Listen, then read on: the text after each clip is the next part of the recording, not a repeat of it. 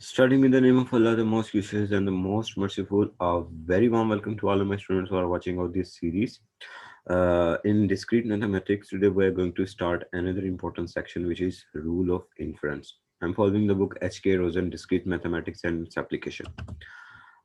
आज की इस वीडियो के अंदर हम ये देखेंगे कि हम मैथ्स के अंदर वैलिड आर्गुमेंट्स की मदद से किस तरह से किसी भी स्टेटमेंट को प्रूफ करते हैं। यानी कि अगर हमें आर्गुमेंट्स दिए जाएं, आर्गुमेंट्स क्या होते हैं? Arguments are nothing but just the statements. So अगर हमें स्टेटमेंट्स दी जाएं और कहा जाए कि आप इन स्टेटमेंट की वजह से किसी चीज को प्रूफ करें, तो हमें वो प्रूफ करना आना चाहिए। सो किस तरह से प्रूफ करेंगे हम? इसके अंदर आर्गुमेंट सबसे पहले देख लेते हैं। आर्गुमेंट क्या होता है? आर्गुमेंट एक दरअसल सीक्वेंस ऑफ स्टेटमेंट होता है जो कि एंड पर किसी न किसी कंक्लूजन पर खत्म हो रहा होता है। ये कुछ सीरीज ऑफ स्टेटमेंट्स चलती, जैसे मैं कहता हूँ अगर आज बारिश हो रही होती तो आज सड़क गीली होनी थी और ट्रैफिक का निज़ाम दरम बरम होना था। तो ये जो कंक्लूजन है मेरे एंड पे, ट्रैफिक का निज़ाम दरम भरम होना था, ट्रैफिक का निज़ाम खराब होना था, ये वाली बात मेरी बेस कर रही है पीछे वाले दो आर्गुमेंट्स के ऊपर। तो सीक्वेंस ऑफ स्टेटमेंट्स की एंड पे क्या आती है? हमारे पास कंक्लूजन आती है। जब भी हम कहते हैं कि हमारे आर्गुमेंट्स वैलिड हैं, ठीक है, तो जब भी हम मैथ्स के अंदर कहते हैं कि हमारे पास जो आर्गुमेंट्स हैं, जो हमने स्टेटमेंट्स दिए हैं, सीक्वेंस ऑफ स्टेटमेंट्स है ना। आर्गुमेंट क्या है? आर्गुमेंट एक सीक्वेंस ऑफ स्टेटमेंट्स है। आप दो तीन चार स्टेटमेंट्स देते हैं और उन दो तीन चार स्टेटमेंट्स की बिना पे एक कंक्लूजन अखज करते हैं, एक कंक्लूजन आप बनाते हैं। तो वो जो आर्गुमेंट्स होते हैं, उनके वैलिड होने से क्या मुराद है? उनके वैलिड होने से मुराद ये है कि वो जो कंक्लूजन है, वो जब तक ये सारे आर्गुमेंट्स, जब तक पीछे वाले सारे आर्गुमेंट्स स्टेटमेंट्स, उन स्टेटमेंट्स को हम प्रेमिसेस भी कहते हैं। जो हमारे आर्गुमेंट्स होते हैं, जो हमारी स्टेटमेंट्स होती हैं, उन्हें हम प्रेमिसेस भी कहते हैं।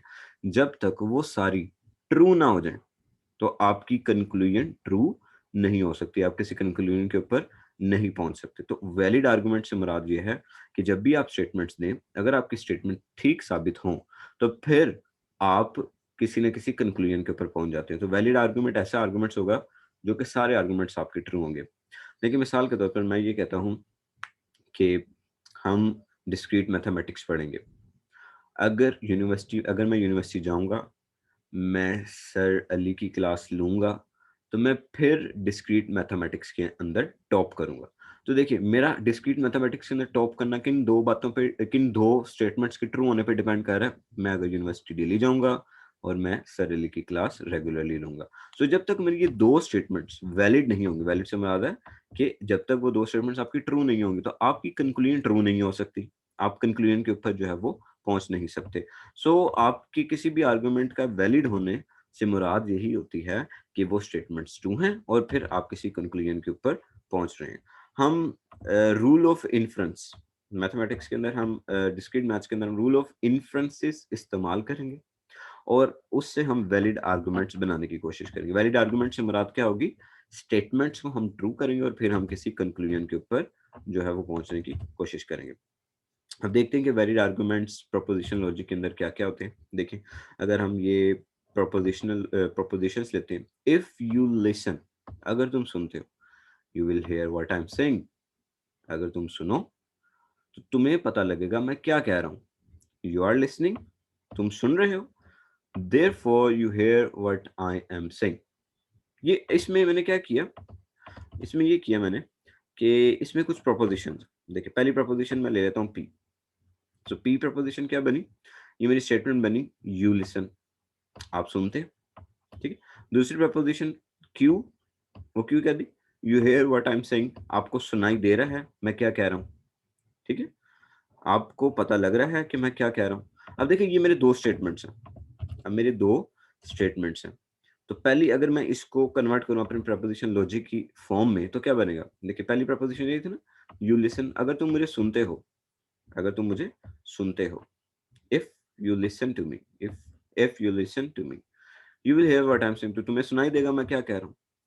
क्या तुम सुन रहे हो? तुम सुन रहे हो? तो फिर ये देखिए, ये सारी अब स्टेटमेंट्स हैं, ये सारी स्टेटमेंट्स हैं। पहले उसने ये स्टेटमेंट दी कि अगर तुम मुझे सुनोगे तो तुम्हें पता लगेगा मैं क्या कह रहा हूँ, और आगे वो एक और स्टेटमेंट देता है कि क्या तुम मुझे सुन रहे हो? वो कहता है जी मैं आपको सुन रहा हूँ। सो फिर इसका मतलब ये हुआ कि हम यहाँ से ये कंक्लूड कर सकते हैं कि हाँ जी, उसे सुनाई दे रहा है, उसे पता लग रहा है कि वो क्या कह रहा है। सो ये जो हमारे पास आर्गुमेंट है, ये आर्गुमेंट की एक फॉर्म है कि हमने आर्गुमेंट किए, ये हमने आर्गुमेंट्स किए। ये फर्स्ट मेरा आर्गुमेंट था, ठीक है? ये मेरा फर्स्ट आर्गुमेंट था और ये मेरा सेकंड आर्गुमेंट था और ये मेरी क्या थी? ये फाइनली तौर पे मेरी कंक्लूजन थी।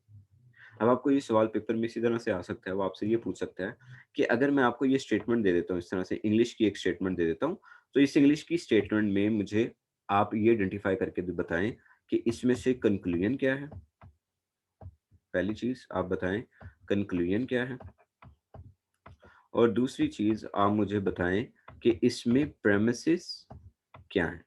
इसमें प्रेमिसेस क्या हैं? सो प्रेमिसेस हमारी क्या होती हैं? स्टेटमेंट्स होती हैं। सो देखें, ये प्रेमिस है हमारी, you listen, you hear what I am saying, you are listening, ये स्टेटमेंट्स हैं। सो ये मेरी प्रेमिसेस है। सो प्रेमिसेस जब तक मेरी ट्रू नहीं होंगी, तब तक मैं किसी कंक्लूजन के ऊपर नहीं पहुँच सकता। यू आर लिसनिंग, वो कहता है जी मैं नहीं सुन रहा, ठीक है? सो अगर वो नहीं सुन रहा, तो मैं कंक्लूजन नहीं दे सकता कि उसे पता लग रहा होगा मैं क्या कह रहा हूँ। ऑलराइट जी। सो अब आपको इस तरह के एक सवाल में ये आ सकता है कि आपको वो एक आर्गुमेंट बना के दे सकता है, इस तरह से, ठीक है? आपको एक आर्गुमेंट बना के दे सकता है, आपको ये फॉर्म दे सकता है इंग्लिश स्टेटमेंट की और आपसे कह सकता है कि इसमें आप आइडेंटिफ़ाई करके बताएँ कि इसमें आर्गुमेंट कौन-कौन से हैं, प्रेमिसेस कौन-सी हैं और मेरी कंक्लूजन कौन-सी है, ठीक है? या आपको ये कह सकता है कि आप इस स्टेटमेंट को कन्वर्ट करके दिखाएँ एक मैथमेटिकल आर्गुमेंट की फॉर्म में। इस इंग्लिश की स्टेटमेंट को एक मैथमेटिकल फॉर्म में कन्वर्ट करके दिखाएँ। तो कुछ भी नहीं करना हमने, आपने सिंपली इस लाइन की ट्रांसलेशन कर देनी और जो आपकी कंक्लूजन होगी उसको इन इन 3 डॉट्स की मदद से लिख देना है, इन 3 डॉट्स की मदद से। सो मैं दोबारा लिख के दिखा देता हूँ। ये इस तरह से लाइन लगा के ये कंक्लूजन यानी कि ये जो लफ्ज़ है देयरफॉर, इसकी जगह पे ये भी लिखा आ सकता है हेंस या ये भी लिखा आ सकता है थस, यानी कि ये जितने लफ्ज़ हैं ये कंक्लूडिंग रिमार्क्स एक्चुअली आपके कहलाते हैं ना। Therefore, hence, thus, we conclude that, इस तरह के जो लफ्ज़ होते हैं, ठीक है? सो वो कंक्लूडिंग रिमार्क होते हैं आपके। तो आपको ये कहा जा सकता है कि आप इसको आर्गुमेंट की फॉर्म में लिखें। तो आर्गुमेंट की फॉर्म में पहले सबसे पहले ये वाली स्टेटमेंट इफ वाली, सो पी इम्प्लाइज क्यू, लेकिन उससे पहले आपने प्रपोज़िशन बना लेनी कि पी कौन सी है, क्यू कौन सी। तो इसके बाद अगली प्रपोज़िशन यू आर लिसनिंग, वो कहता है जी यू आर लिसनिंग, पी हो गया। सो देयरफॉर ये 3 डॉट क्या बता रहे हैं, therefore you hear what I am saying, तो you hear what I am saying क्या है, क्यू है। सो ये क्यू कर दिया। सो ये हमने एक आर्गुमेंट की फॉर्म में कन्वर्ट कर दी। सो आपको ये भी अब सवाल आ सकता है कि अगर अगर मेरे पास पी प्रपोज़िशन ये है, क्यू प्रपोज़िशन ये है, तो आप इसको जो है वो मैंने एक मैथमेटिकल आर्गुमेंट की शक्ल में इस तरह से कन्वर्ट कर दिया। तो आप इसे ट्रांसलेट करें, इंग्लिश क्या होगी? सो आपने इसे बैक रिट्रेस करना है। सो वो रिट्रेस किस तरह से करेंगे? आप कहेंगे कि पी प्रपोज़िशन क्या है? Represent you listen. सो आप इसको रिमूव करने में लिखेंगे इफ यू लिसन और क्यू प्रपोज़िशन है you hear what I am saying. So Q की जगह आप लिख देंगे you hear what I am saying. You listen फिर पी अगली लाइन में यू लिसन और फिर इसको हटा के फिर अगली लाइन में देखिए अगली नेक्स्ट नेक्स्ट लाइन आ रही है ना, फिर 3 डॉट्स को हटा हटा के आप लिखेंगे therefore you hear what I am saying. So आपसे तीनों टाइप्स का सवाल जो है वो पूछा जा सकता है। आपको ये मैथमेटिकल आर्गुमेंट फॉर्म भी दी जा सकती है और आपको पी और क्यू के साथ दी जाएगी हमेशा। पी और क्यू प्रपोज़िशन आपको हमेशा गिवन होगी और मैथमेटिकल आर्गुमेंट फॉर्म आपको दी जा सकती है और कहा जा सकता है इससे इंग्लिश कंस्ट्रक्ट करें। ये हो सकता है आपको इंग्लिश दे दी जा सकती है, ठीक है? आपको सिर्फ़ और सिर्फ़ ये चीज़ दे दी जाए और आपको कहा जाए कि आप ये बनाएँ और ये बनाएँ, मतलब एक प्रॉपर आर्गुमेंट बनाएँ। या आपको ये कहा जा सकता है कि ये एक इंग्लिश की स्टेटमेंट है जो कि हम रूल ऑफ इन्फरेंसेस से सॉल्व करना चाह रहे हैं या ये कोई कंक्लूजन है। तो बताएँ इसमें प्रीमिसेस कौन है, कंक्लूजन क्या है और हमारी स्टेटमेंट्स क्या हैं और किन स्टेटमेंट्स पे हमारी ये कंक्लूजन डिपेंड कर रही है। यानी कि जैसे मैं कह देता हूँ you hear what I am saying. So ये मेरी कंक्लूजन किसके ऊपर डिपेंड कर रही है? मेरी डिपेंड कर रही है अगर वो सुन रहा होगा तो। ऑलराइट? सो आगे चलते हैं। अब ये जितने हमारे वैलिड आर्गुमेंट्स हैं, हम कहते हैं कि जब आप इनको इस फॉर्म में कन्वर्ट कर देते हैं, ये मैंने इस फॉर्म के अंदर कन्वर्ट कर दिया। सो हम कहते हैं कि हमारी ये जो फर्स्ट स्टेटमेंट है ये ट्रू होगी और ये पी स्टेटमेंट जब ट्रू होगी तो क्यू हमेशा क्या होगी हमारी फिर ट्रू होगी, यानी कि फिर क्यू हमारी आएगी। तो एक और तरीका है कि हम अपनी इसी मैथमेटिकल स्टेटमेंट को इसी मैथमेटिकल स्टेटमेंट को हम जो है वो ट्रुथ टेबल के ज़रिए भी प्रूव कर सकते हैं। हम इसी चीज़ को ट्रुथ टेबल के ज़रिए भी प्रूव कर सकते हैं, लेकिन इसके लिए हमें पहले इसकी क्रॉसपॉन्डिंग, इसे कहते हैं नहीं, क्रॉसपॉन्डिंग, इसे क्या कहेंगे हम, इस हर एक आर्गुमेंट की एक कोरेस्पॉन्डिंग इक्विवेलेंट टोटोलॉजी होती है। ठीक है? एक इक्विवेलेंट टोटोलॉजी होती है। हर एक की इक्विवेलेंट टोटोलॉजी होती है, जो भी आपके पास ये आर्गुमेंट बनता है। ये एक आर्गुमेंट इस टाइम हमने बना लिया। ठीक है?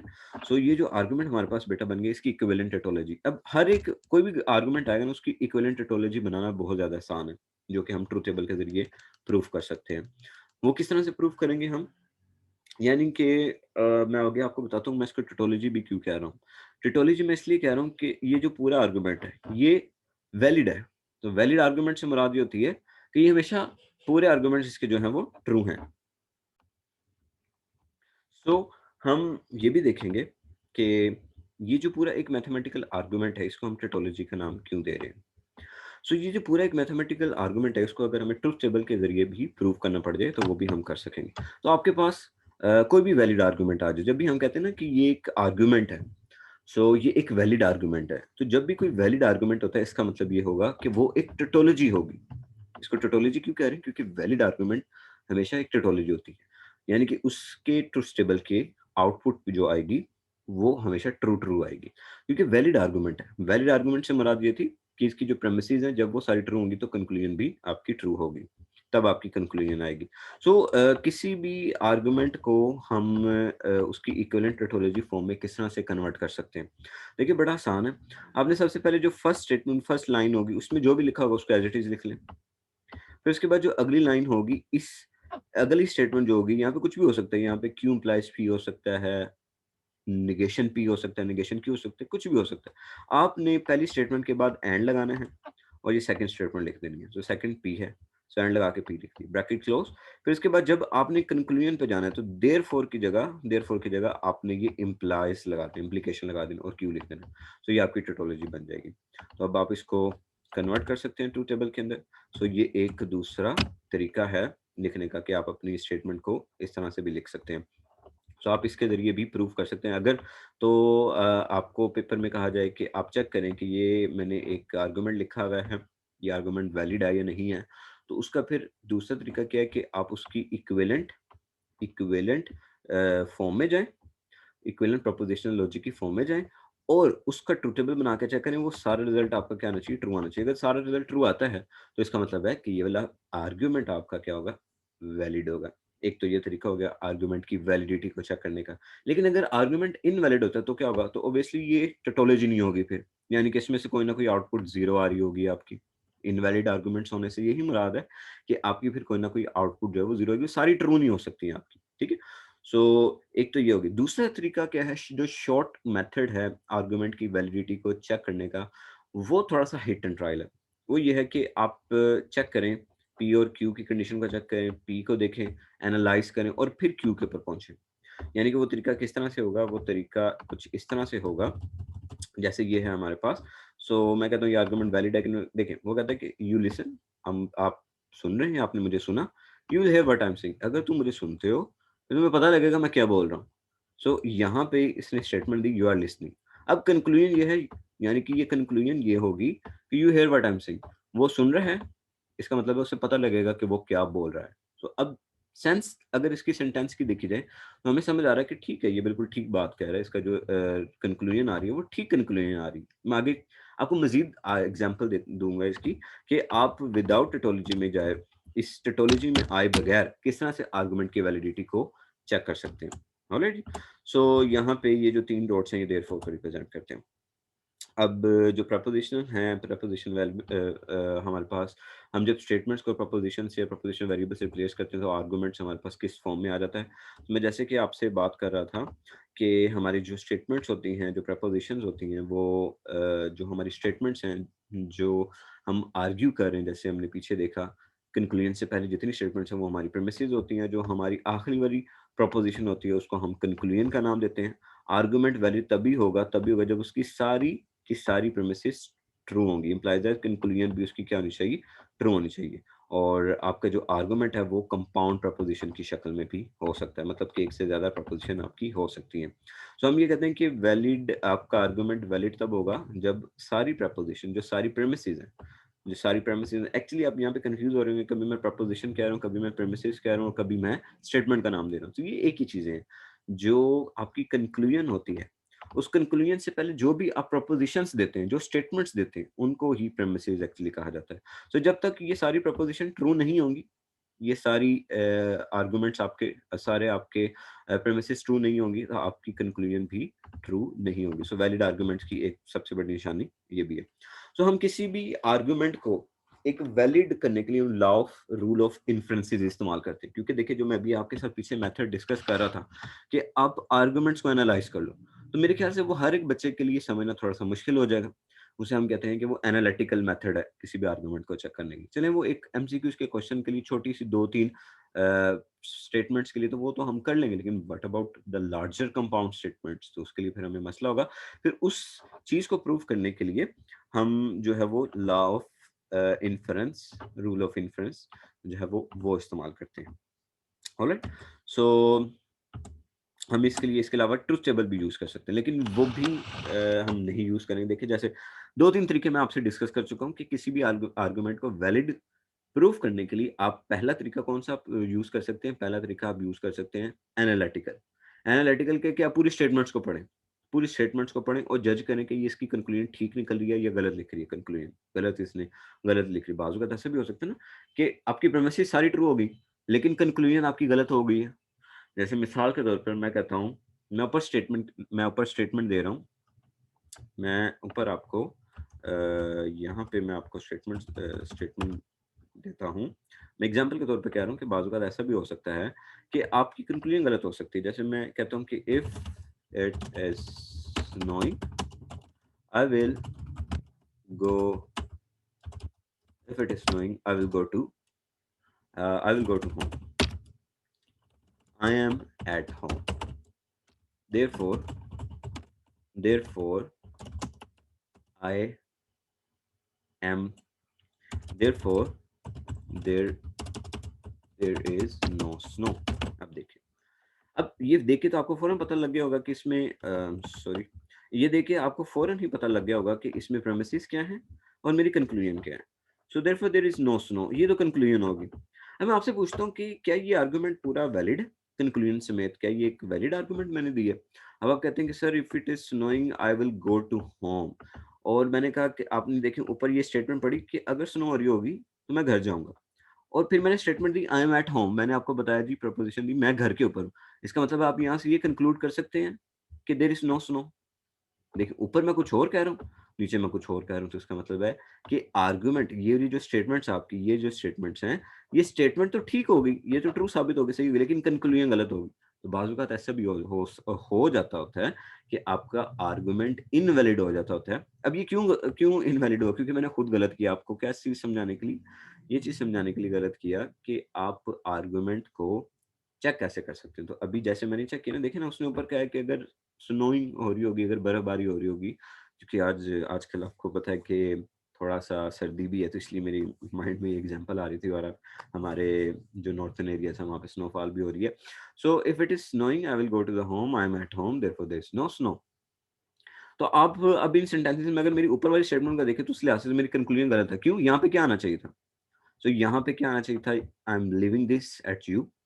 अब जो-जो बच्चा इस वीडियो को देखेगा वो नीचे कमेंट करेगा, और आपके जितने कमेंट्स आएँगे, मुझे उतना पता लगेगा कि कौन-कौन बच्चा जो है वीडियो देख रहा है। जिसका कमेंट नहीं आएगा इसका मतलब है वो वीडियो नहीं देख रहा। सो आपने मुझे बताना है कि ये मेरी वैलिड, ये जो मेरा आर्गुमेंट है ये इनवैलिड क्यों हो गया मेरा आर्गुमेंट। ऑलराइट?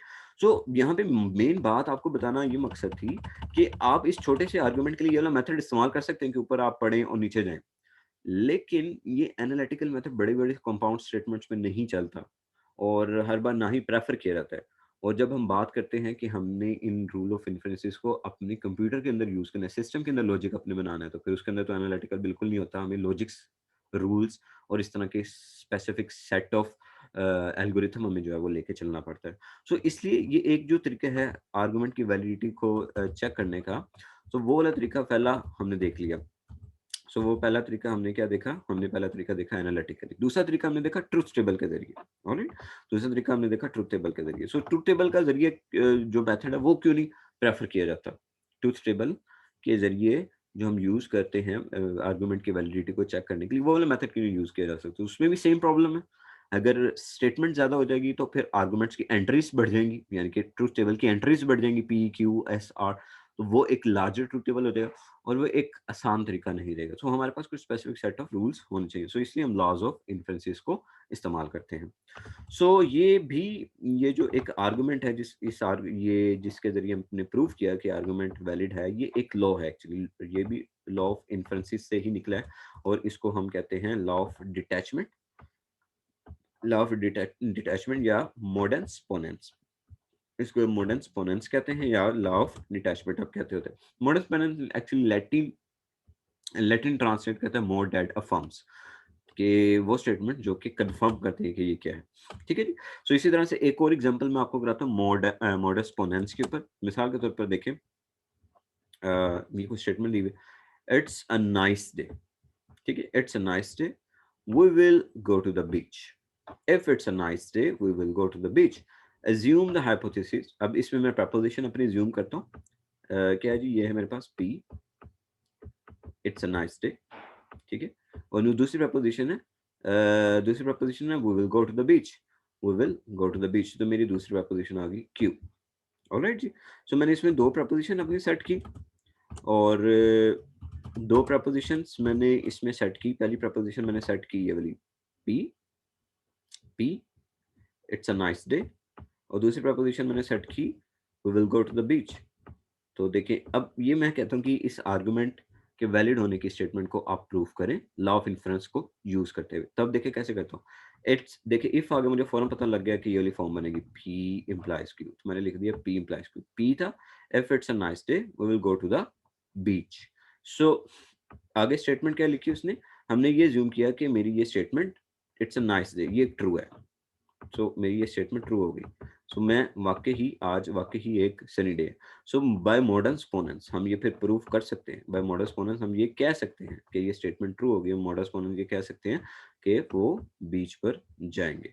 सो इस आर्गुमेंट को वैलिड किया, मैंने चेक किया कि वाकई ही ये आर्गुमेंट ठीक है। इसने जो कहा है कि we will go to the beach, अगर ये स्टेटमेंट उसकी नाइस डे तो वो फिर बीच के ऊपर जाएगा। सो इस तरह से हम लॉ ऑफ इन्फरेंसेस के जरिए स्टेटमेंट की वैलिडिटी को प्रूफ वेरीफाई करते हैं। अब जैसे मैंने पहले आपको बताया कि बाज़ औक़ात ऐसा भी हो सकता है कि आपका आर्गुमेंट एक्चुअली जो आपका वैलिड आर्गुमेंट है, यानी कि सारी आपकी स्टेटमेंट्स ट्रू हो गई हैं, लेकिन वो आपको आगे ट्रू कंक्लूजन पे ऊपर नहीं लेके जाता, ठीक है? वो आपको ट्रू कंक्लूजन के ऊपर नहीं लेके जा सकता। बाज़ औक़ात ऐसा होता है। ये कब होता है? ये तब होता है अगर आपकी कोई दरमियान में एक भी प्रीमिसेस रॉन्ग हो जाए। दरमियान में अगर कोई एक भी प्रीमिसेस रॉन्ग हो जाए। देखिए ना, पीछे मैंने आपको बताया कि एंड गेट हम इस्तेमाल कर रहे हैं। देखिए बड़ी आसान सी बात है।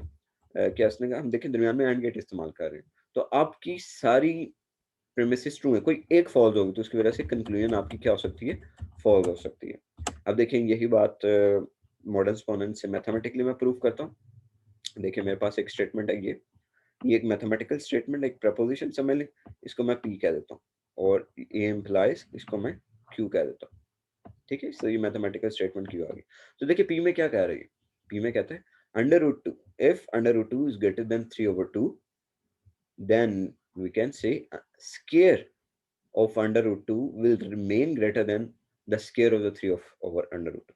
तो ये सिंपल सी बात है ना। देखिए बेटा, √2 जो मेरे पास √2 है, ये ग्रेटर है 3/2 से।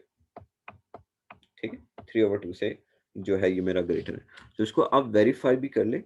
तो अगर आप 3 को डिवाइड करें 2 के ऊपर, सो 3 डिवाइडेड बाय 2 आपके पास 1.5 आता है। सो ये 1.5 आ गया।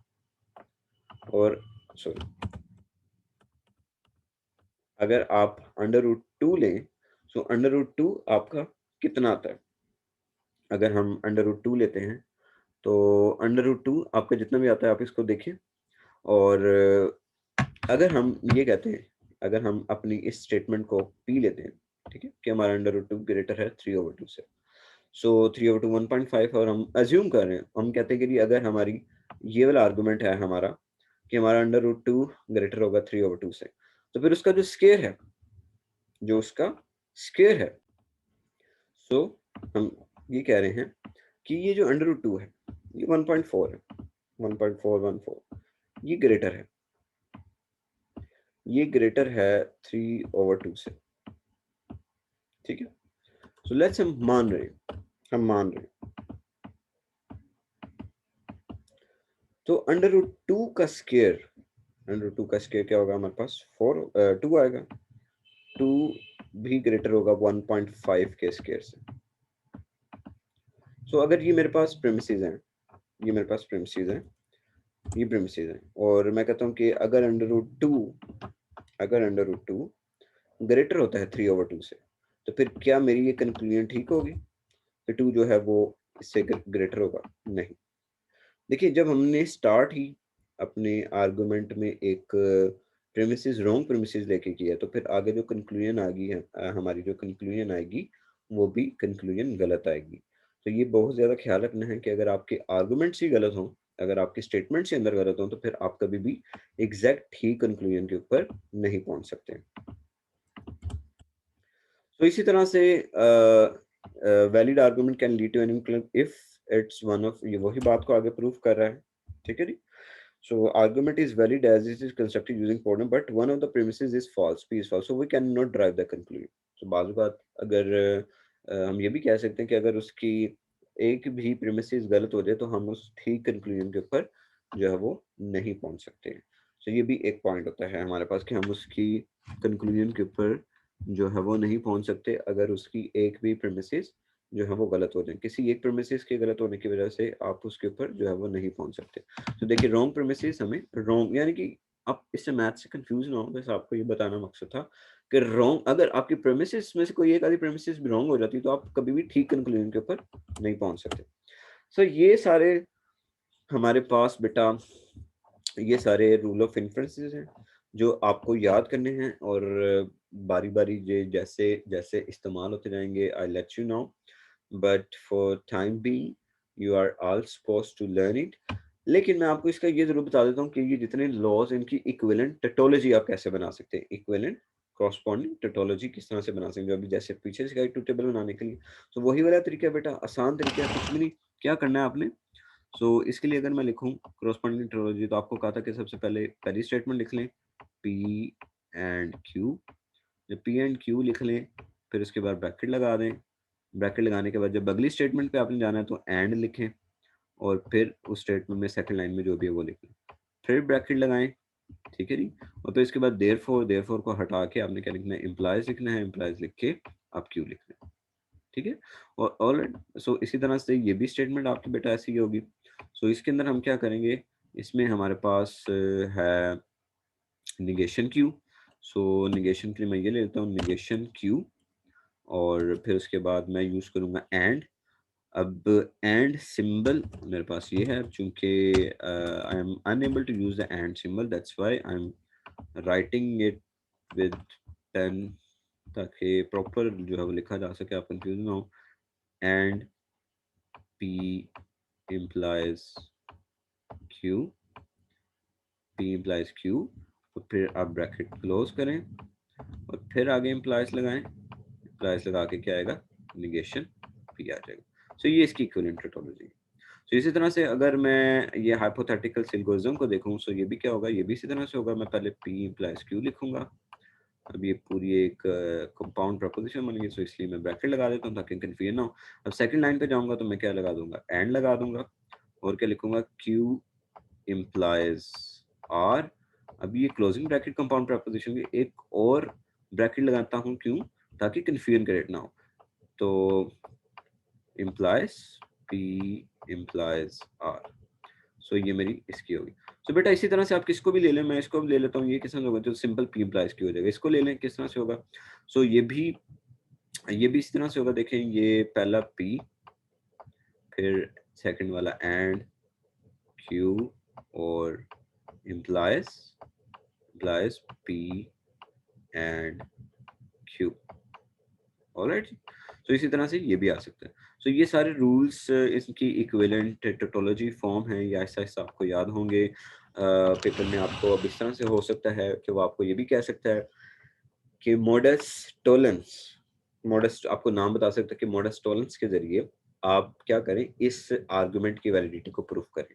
तब आपको जब तक ये रूल याद नहीं होगा या इसका नाम याद नहीं होगा, तो फिर आपको उससे प्रूव करना भी थोड़ा-सा मुश्किल हो जाएगा। तो इसलिए मैं आपको ये सजेस्ट करूँगा कि आप इसको ज़रूर अच्छी तरह से टेबल को एक मर्तबा से याद कर लें, मुश्किल नहीं है, 5-6 मर्तबा अगर आप प्रैक्टिस करेंगे तो आपको ये सारा याद हो जाएगा। और ये भी कहा जा सकता है कि म कोई हाइपोथेटिकल सिलोगिज़्म है या डिसजंक्टिव सिलोगिज़्म है, इसकी टोटोलॉजी क्या होगी, इक्विवेलेंट टोटोलॉजी वो बताएँगे आपको, इक्विवेलेंट टोटोलॉजी दे दी जा सकती है, आपको ये इक्विवेलेंट टोटोलॉजी दे दी जा सकती है और आपको कहा जा सकता है कि आप इस फॉर्म में, आर्गुमेंट के फॉर्म में जो है वो कन्वर्ट करके दिखाएँ कि कन्वर्ट हम किस तरह से करेंगे। बाज़-औक़ात इंग्लिश की स्टेटमेंट्स दे दी जा सकती हैं और कहा जा सकता है इन इंग्लिश की स्टेटमेंट्स को इस रूल से आप जो है वो प्रूव करके दिखाएँ।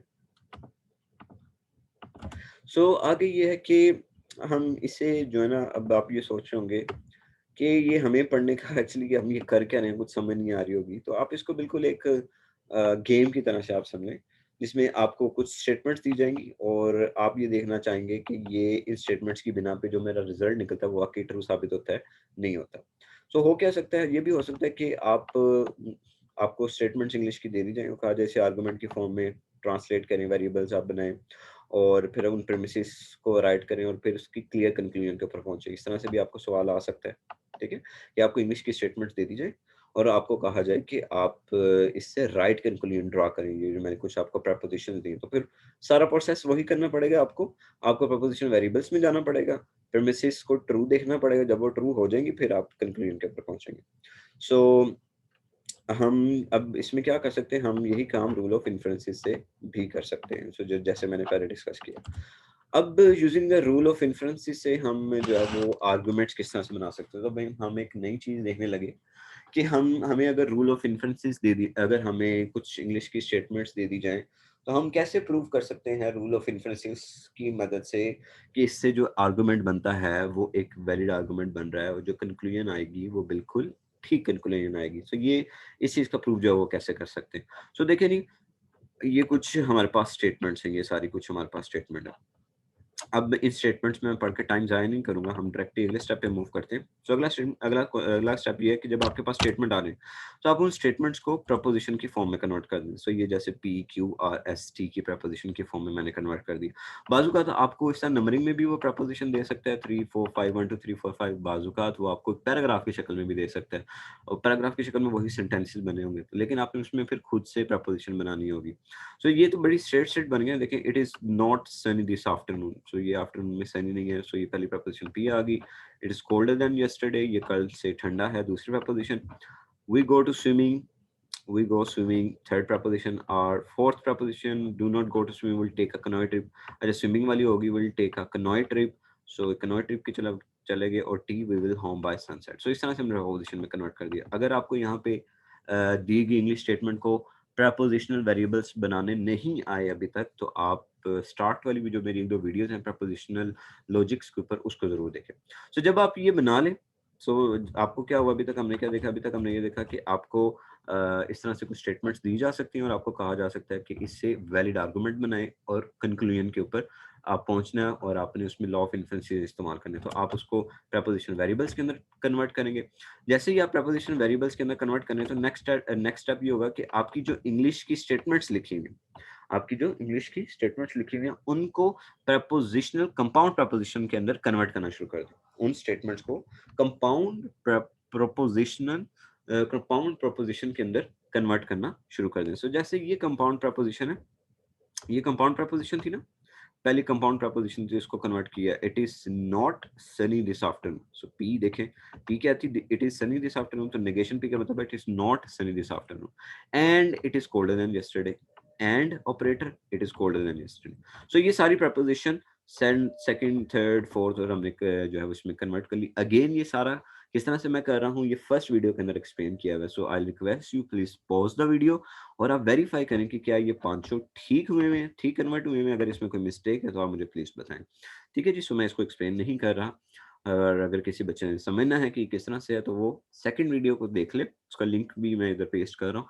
तो वो सेकंड वीडियो जो है वो देख लें और फिर उसके बाद दोबारा इस वीडियो को पॉज करें, यहीं पे वो वीडियो देखने के बाद वापस आएं और फिर इसे कन्वर्ट करने की कोशिश करें। सो इसमें ये सारी हमारी प्रपोज़िशन है और ये जो हम इस प्रपोज़िशनल लॉजिक बनाते हैं, ये अब हमारा वो हाइपोथेसिस बन जाएगा जिसे हम प्रेमिसेस या स्टेटमेंट्स का नाम दे रहे हैं। तो जब ये हो जाए हमारे पास, तो थर्ड स्टेप हमारे पास क्या आता है? Third step, a very important step, which is rules आपके सामने होने चाहिए। क्योंकि हमने उस आर्गुमेंट की मदद से रूल ऑफ इन्फरेंसेस को इस्तेमाल करके एक वैलिड कंक्लूजन के ऊपर पहुँचना है। एक वैलिड कंक्लूजन के ऊपर अमूमन अमूमन ये होता है कि जो कंक्लूजन होती है ना, वो आपके स्टेटमेंट के एंड वाली लाइन होती है।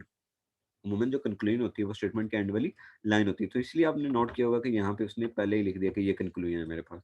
तो अब हम इस कंक्लूजन के ऊपर पहुँचेंगे, लेकिन किस तरह से? रूल ऑफ इन्फरेंसेस है, इसलिए हमने रूल ऑफ इन्फरेंसेस पहले ही अपने पास रख ली।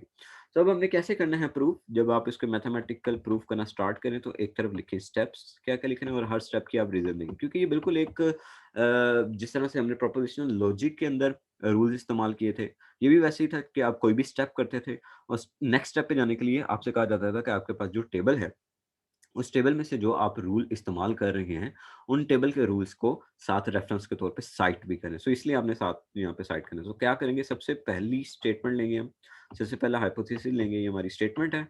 स्टेटमेंट कह लें, प्रेमिसेस कह लें या फिर हाइपोथेसिस कह लें। कंपाउंड जब स्टेटमेंट इंग्लिश में स्टेटमेंट कहलाएगी, जब आप प्रोपोज़िशन के अंदर आ जाएगी तो कंपाउंड प्रोपोज़िशन बन जाएगी और जब आप उसको रूल ऑफ इन्फरेंसेस के ज़रिए प्रूफ करना शुरू करेंगे, लॉ ऑफ इन्फरेंस उसके ऊपर लगाएँगे, तो वो कंपाउंड प्रोपोज़िशन आपकी हाइपोथेसिस बन जाएगी।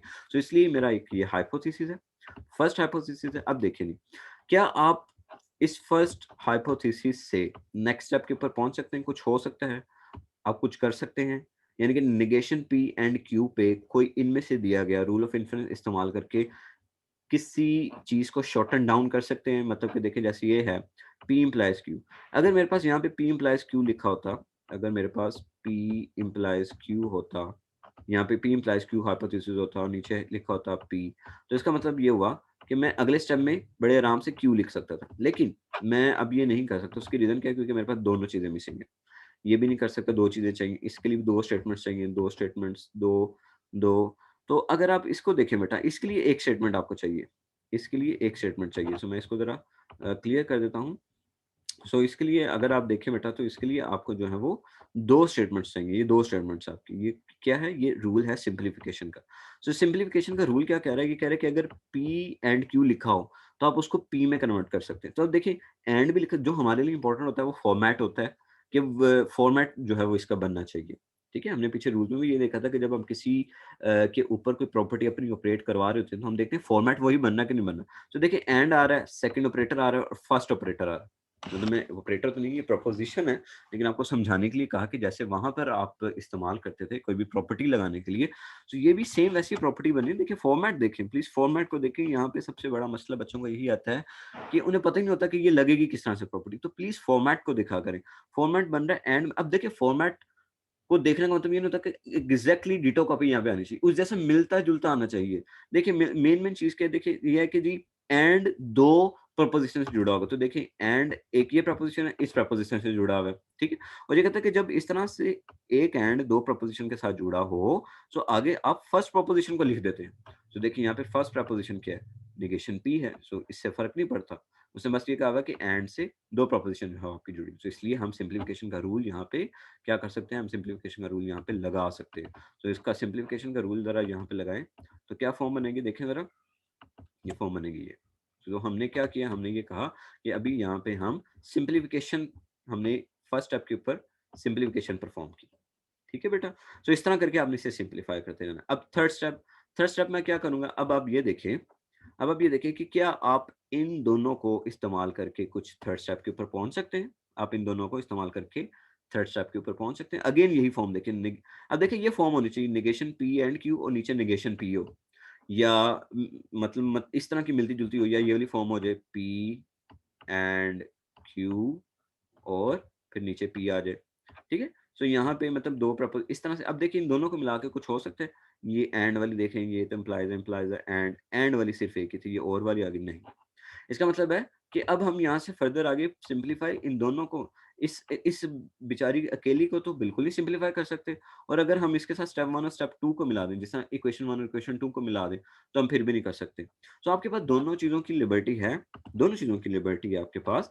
आप चाहें तो इन दोनों को इकट्ठा मिला के कोई रूल देख लें यहाँ से, या अगर आप चाहें तो आप खाली इसे भी देख सकते हैं, खाली इसे भी देख सकते हैं कि नेगेशन पी के बाद कोई ऐसा स्टेप है जिससे मैं आगे लेके चल सकूँ, तो नहीं, हमारा नहीं बनेगा। आगे देखिए, जिसका मतलब है अब थर्ड स्टेप जो बेटा होगा हमारे पास, थर्ड स्टेप में मैं क्या करूँगा, अपनी जो मेरी नेक्स्ट नेक्स्ट हाइपोथेसिस है इसको लाऊँगा, इसको नेक्स्ट हाइपोथेसिस को लाऊँगा। तो मेरा ये आर इम्प्लाइज पी हाइपोथेसिस आ गया, ठीक है बेटा।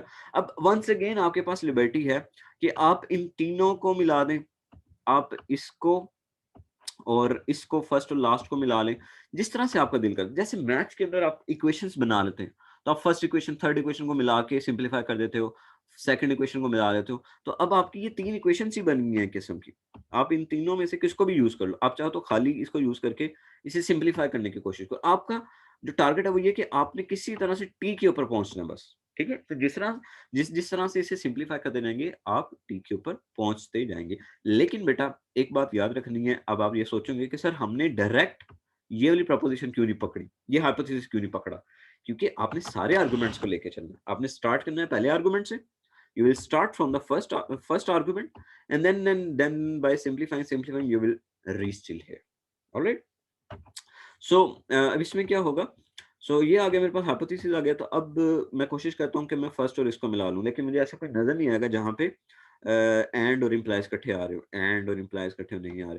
सो इन दोनों को मिलाते हैं बेटा, इन दोनों को मिलाने की कोशिश करते हैं। देखिए सबसे पहले इम्प्लाइज वाले देखेंगे, आर इम्प्लाइज पी है ना, आर इम्प्लाइज पी का मतलब ये है कि 2 डिफरेंट प्रोपोज़िशन है वो इम्प्लाइज से जुड़ी हैं। तो इम्प्लाइज वाले देख लो कौन-कौन से हैं।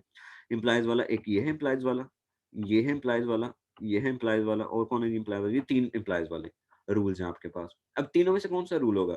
देखिए आर इम्प्लाइज के बाद सिर्फ एक नेगेशन वाला प्रपोज़िशन आ रहा है, तो नेगेशन वाला देखिए कौन-सा आ रहा है? ये आ रहा है सेकंड वाला। तो इसका मतलब बाकी सारों को इरेज़ कर दो, सेकंड को पकड़ लो। अब देखिए इस तरह से मैंने रूल को शॉर्टन डाउन किया। मुझे पता लग गया कि मैं इसके ऊपर कौन-सा रूल लगा रहा हूँ, ठीक है? तो मैंने तीनों अपने इन तीनों स्टेप्स में से देखा कि मैं किसको मिला के 4th स्टेप के ऊपर जाऊँगा। सो अगर मेरा बाज़ औक़ात ऐसा भी हो सकता है कि आपका 3rd, 2nd और 1st को मिला के कुछ भी नहीं हो रहा। आपका 3rd, 2nd, 1st और इसको मिलाकर कुछ भी नहीं हो रहा होता, तो आप फिर जो है वो अगले जो है वो स्टेटमेंट को नीचे ला सकते हैं। अगली स्टेटमेंट को, लेकिन हर बार ऐसा नहीं करना कि आप पहले चलें और 2nd भी लिख दें ऐसे कि नहीं होता, 3rd भी लिख दें, 4th भी लिख दें, तो फिर आपकी सिम्प्लिफिकेशन कहाँ होगी? आपने वैसे ही लिख दिया तो ऐसा नहीं होगा वैसे। लेकिन दूसरे स्टेप के बाद, 3rd स्टेप के बाद ज़रूर ऐसा जो है वो हो रहा होगा कि आप उनको मिला के किसी तरह से सिम्प्लीफाई हो रहा होगा। आपको एक्चुअली जो है वो नज़र नहीं आ रहा होगा। सो बेटा हमने ये शॉर्टन डाउन कर लिया। अब देखिए मुझे कैसे पता लगा कि ये होगा, मैंने ये देखिए पी और क्यू, आप सोचेंगे कि सर यहाँ पे क्यू है, यहाँ पे पी है, तो ये तो कन्फ्यूजन हो रही है हमें। कन्फ्यूज़ नहीं होना, आपने फॉर्मेट देखना है। बेटा आपने क्या देखना है? फॉर्मेट देखना है। जैसे एक स्टूडेंट होता है। मैं कहता हूँ ये भी स्टूडेंट, ये भी कैसे पता लगता है स्टूडेंट का? स्टूडेंट का पता लगता है उसके जब वो स्कूल या यूनिवर्सिटी या कॉलेज कहीं जाता है, उसके पास एक कार्ड होता है और उसने बैग पहना होता है। तो ये कुछ फॉर्मेट होते हैं ना, एक स्टूडेंट की पहचान जो होती है। यूनिवर्सिटी गोइंग स्टूडेंट का गेटअप कुछ और होता है, स्कूल गोइंग स्टूडेंट का कुछ और गेटअप होता है। तो आप इस तरह से अंदाज़ा लगा लेते हैं कि ये स्कूल गोइंग स्टूडेंट होगा। सो इसी तरह से बेटा जब आप इसके फॉर्मेट को देखते हैं, जब किसी रूल को देखते हैं, तो उसमें आपने ये करना ज़रूरी नहीं है कि यहाँ पे क्यू लिखा हुआ है, यहाँ भी क्यू हो। ठीक है? ये ज़रूरी नहीं, बस ये देखें कि पहला ही जो आपकी स्टेटमेंट है, वो नेगेशन वाली है, तो यहाँ पे भी नेगेशन वाली आ रही है। दूसरी जो स्टेटमेंट है, वो इम्प्लाइज़ के साथ है, वो इम्प्लाइज़ के साथ है और इम्प्लाइज़ के साथ है, इम्प्लाइज़ के साथ होगी, और सबसे बड़ी निशानी क्या है? सबसे बड़ी निशानी ये है कि यहाँ पे क्यू है, यहाँ पे क्या है? नेगेशन है, और यहाँ पे उसी नेगेशन वाली स्टेटमेंट की सिम्प्लीफाइड स्टेटमेंट है। यानी कि देखिए यहाँ पे नेगेशन क्यू है ना, ये नेगेशन क्यू है ना, तो यहाँ पे क्या है? क्यू है। सो ये 3 बड़ी जो है वो निशानियाँ हैं मॉडर्न्स टॉलरेंस की। सो इसलिए मैं क्या करूँगा, अब मैं स्टेप नंबर 2, स्टेप नंबर 3 को इस्तेमाल करूँगा और मॉडर्न्स टॉलरेंस के ज़रिए इनको क्या बना दूँगा? नेगेशन पी बना दूँगा। ठीक है? नेगेशन पी इसके बना दूँगा, यानी कि आर को देखें वो क्या कहता है कि आपने कैसे बनाना है? ये कहता है कि जी आपने यहाँ पे देखें, ये देखें पहले नेगेशन पी लिखा है, इसका मतलब है कि जो यहाँ पे प्रपोज़िशन होगी, इसने उसका क्या करना होगा? उस प्रपोज़िशन का नेगेशन करना होगा। तो देखें यहाँ पे जो प्रपोज़िशन थी उसका नेगेशन किया, तो ये मॉडर्न्स टॉलरेंस। तो इसे साथ लिख दिया कि मैं मॉडर्न्स टॉलरेंस मैंने इस्तेमाल किया। किसको इस्तेमाल किया? 2 और 3 को इस्तेमाल किया, फिर मेरे पास आ गया बेटा। ठीक हो गया? ऑलराइट। अब अगेन वन्स अगेन आप मज़ीद देखें कि क्या आप ये इस्तेमाल कर सकते हैं 3rd और 4th? थर्ड और फोर्थ आप किसी तरह से इस्तेमाल कर सकते हैं, या हमें मज़ीद ऊपर उतारने की ज़रूरत पड़ेगी, ठीक है? सो हमें उतारने की ज़रूरत पड़ेगी, या हम इसको इस्तेमाल कर सकते हैं या नहीं कर सकते। तो हम अगेन अपने हाइपोथेसिस पे जाते हैं, क्योंकि हम उसे यूज़ नहीं कर पा रहे थे। और मैं एक और बात बता दूँ बेटा, हो सकता है हम यहाँ पे यूज़ कर पा रहे हों, लेकिन I didn't try to look after it.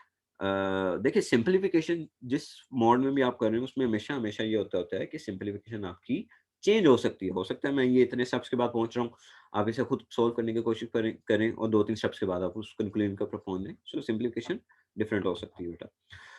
तो बेटा, अब इसका मतलब है इसको और इसको हमने यूज़ करना है। अब देखिए, अब ज़रूरी नहीं इसको इसको इसके साथ भी कर सकते हो, इसके साथ भी कर सकते हो, लेकिन प्रेफ़रेबल ये है कि जो रूल बन रहा है उसको आप यूज़ करने की कोशिश करें, सिम्प्लीफ़ाई करने की कोशिश करें। अब वन्स अगेन बेटा, देखिए ये कह रहा है कि अगर ये सेम है, ये भी सेम है, दोनों सेम है, तो इसका मतलब है कि मैंने वो वाली स्टेटमेंट लेनी है जहाँ पे ये दोनों सेम हो, P वाली। सो देखिए, ये पहली मेरे पास मॉडल्स पोनेंस बन रही है, P इम्प्लाइज़ Q और P। तो ये सेम ही है ना, इसने कहा ना, अगर यहाँ पे P इम्प्लाइज़ Q तो यहाँ पे भी P होना चाहिए। सो मैं इसको क्यों नहीं ले सकता? ले सकता हूँ ना इसको मैं।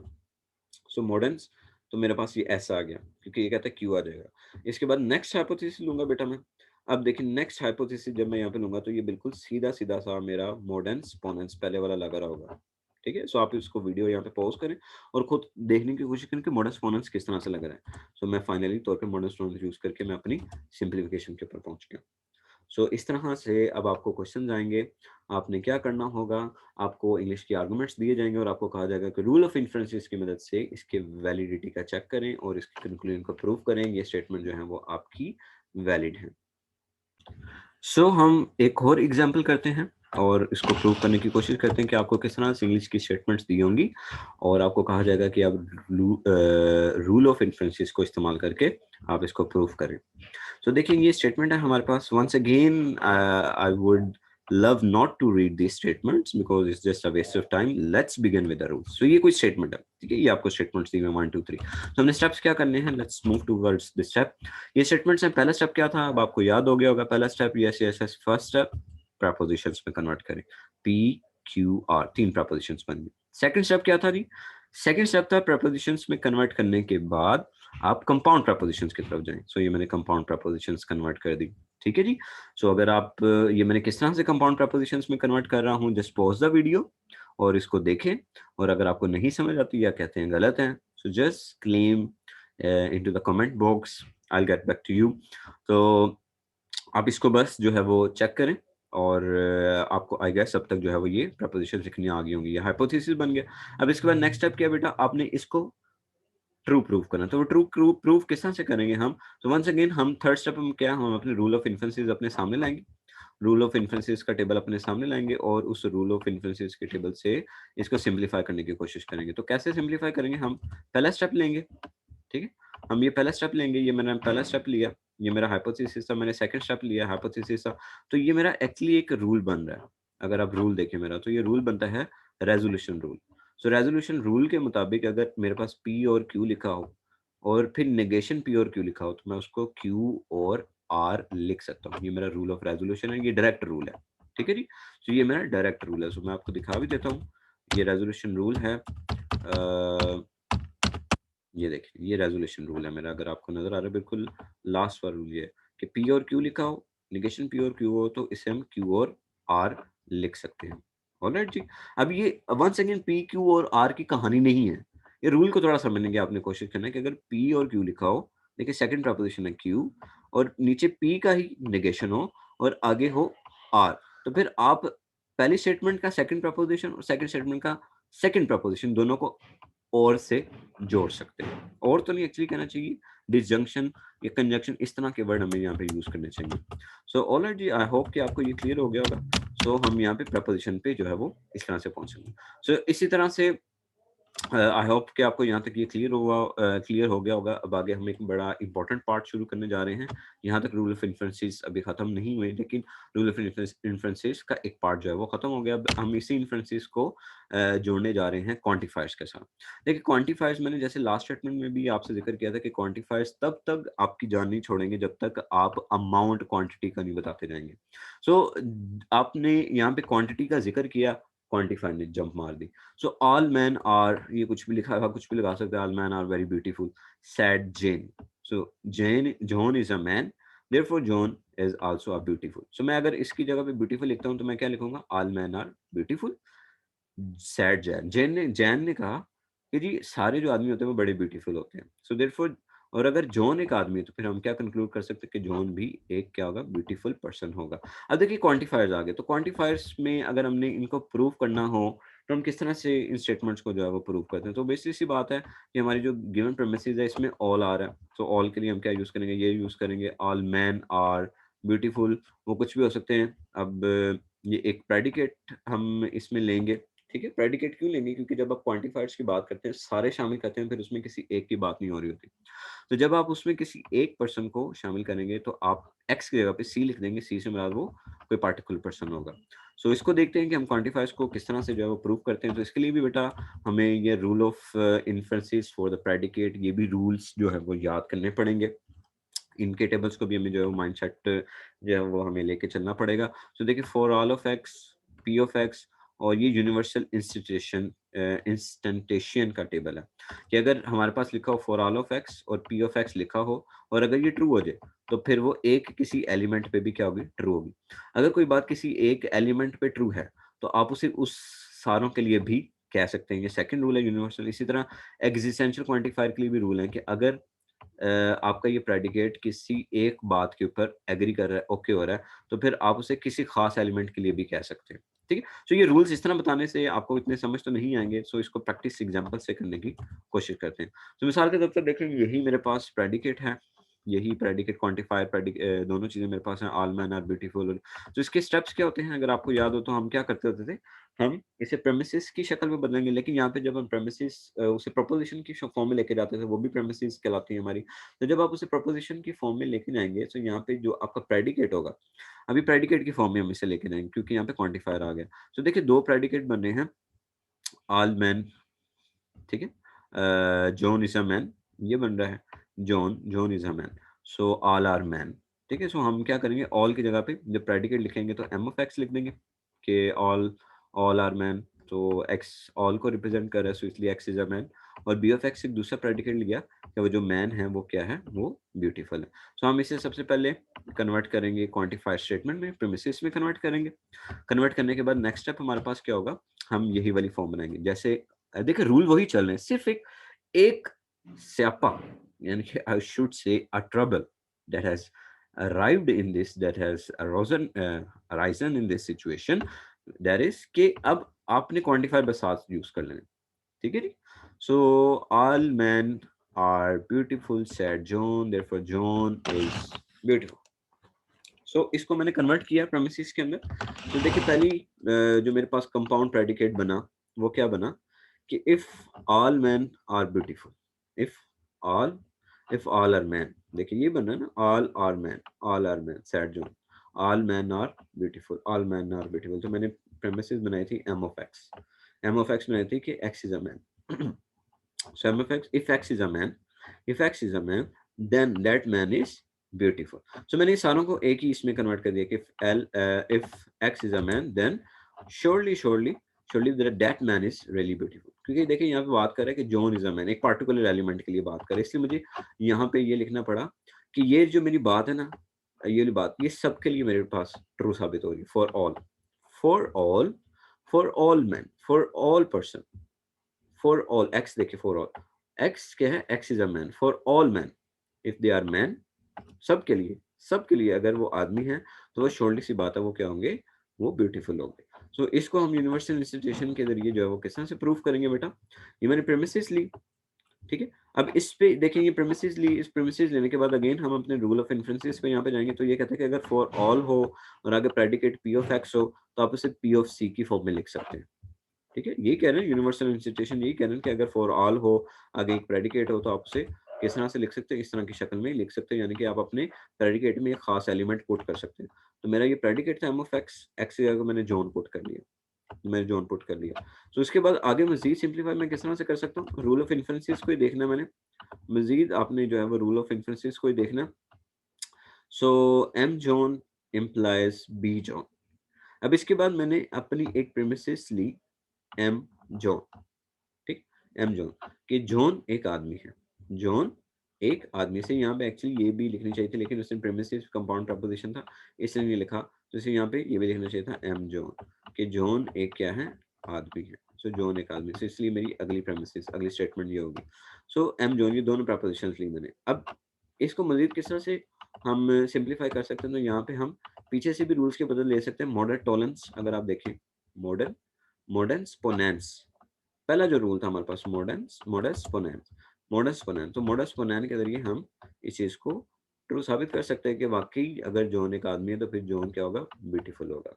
सो देखिए हम यहाँ पे हमने ये प्रूव कर दी। I know it's little trickier part, आपको शायद कुछ पार्ट समझ ना आया हो, तो उसका सिर्फ बेहतरीन हल ये है बेटा कि आप इस स्टेटमेंट को खुद से पहले प्रेडिकेट के अंदर कन्वर्ट करें, प्रेमिसेस बनाएं, फिर नेक्स्ट स्टेप के अंदर आपकी ये जितनी स्टेटमेंट्स लिखी हुई हैं, इसको प्रेडिकेट की फॉर्म में, यानी कि कंपाउंड, जैसे कंपाउंड प्रपोजिशन की फॉर्म में कन्वर्ट, प्रपोजिशन की फॉर्म में कन्वर्ट करते हैं, इसको भी वैसे कन्वर्ट करें, और फिर बारी बारी सबको लेकर आप ये रूल्स लगाने की जो है वो कोशिश करें। रूल्स लगाने का सिर्फ एक ही तरीका है, वो तरीका ये है कि आपने इस जैसा फॉर्मेट यहाँ पे बनाना था। ये पी ऑफ एक्स एक प्रेडिकेट है, तो देखिए इस पूरे को मैंने एक प्रेडिकेट कंसिडर कर दिया था और फॉर ऑल ऑफ एक्स आ गया था, तो इसने कहा था कि जब ये चीज बन रही हो तो therefore you can write in this form. So ये चीज मैंने की। सो इतना मुश्किल नहीं है, आप इसको अच्छी तरह से पढ़ें। मे भी हो सकता है कि अगर आपको अभी नहीं समझ आया, आप अगर वीडियो को पॉज करके थोड़ा सा रिमाइंड करके दोबारा देखें तो आपको जो है वो बेहतर समझ आ सकता है। Thank you so much.